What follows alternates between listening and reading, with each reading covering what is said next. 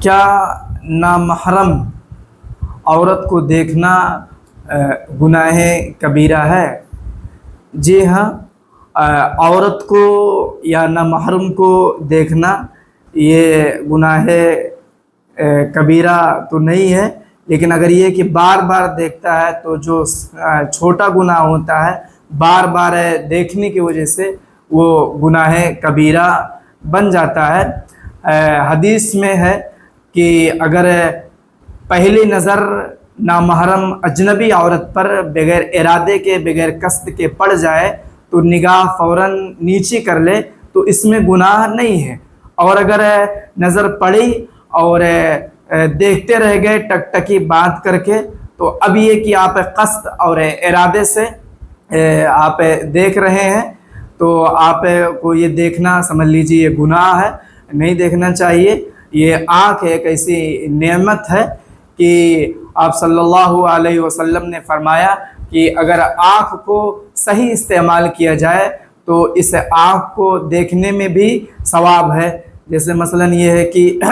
ماں کے بارے میں آپ صلی اللہ علیہ وسلم نے فرمایا کہ اگر کوئی شخص اپنی ماں کو یا والدین کو محبت بھری نظروں سے دیکھتا ہے تو آپ صلی اللہ علیہ وسلم اس کے حق میں ایک حج مبرور کا ثواب عطا فرما دیتے ہیں۔ حج مبرور کیا ہوتا ہے؟ فقہا نے حج مبرور کی جو تشریح کی ہے وہ یہ ہے کہ اللہ تعالیٰ اس حج کو قبول فرما لیتے ہیں۔ اسی طریقے سے ایک حدیث میں ہے آپ صلی اللہ علیہ وسلم نے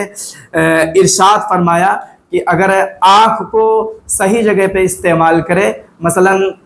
شادی شدہ شخص ہے وہ باہر سے آیا اور باہر سے آ کر کے گھر میں داخل ہوا، اس کی بیوی بیٹھی ہوئی ہے، اب وہ اپنی بیوی کو آنکھ سے دیکھتا ہے، اس کی بیوی اس کو دیکھتی ہے محبت کی نگاہ سے، تو اس دیکھنے کی وجہ سے ان دونوں کو، میاں اور بیوی دونوں کو اللہ تعالیٰ رحمت کی نگاہ سے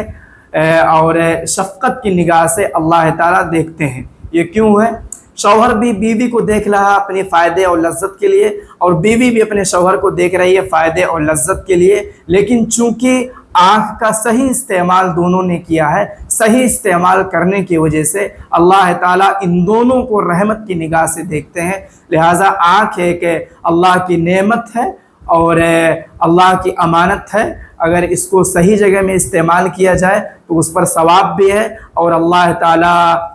اس کو رحمت کی نگاہ سے بھی دیکھتے ہیں، اور اگر غلط جگہ پر استعمال کیا جائے تو یہ گناہ ہے اور گناہ صغیرہ ہے، لیکن اگر بار بار آدمی استعمال کرتا ہے تو وہی گناہ صغیرہ پر اصرار کرنے کی وجہ سے گناہ کبیرہ ہو جاتا ہے۔ اس لیے نگاہ کی اور آنکھ کی حفاظت ضروری ہے۔ آپ صلی اللہ علیہ وسلم نے فرمایا کہ آدمی اور انسان کے جو اعضاء ہوتے ہیں وہ بھی زنا کرتے ہیں، آنکھ بھی زنا کرتا ہے اور ہاتھ بھی زنا کرتا ہے اور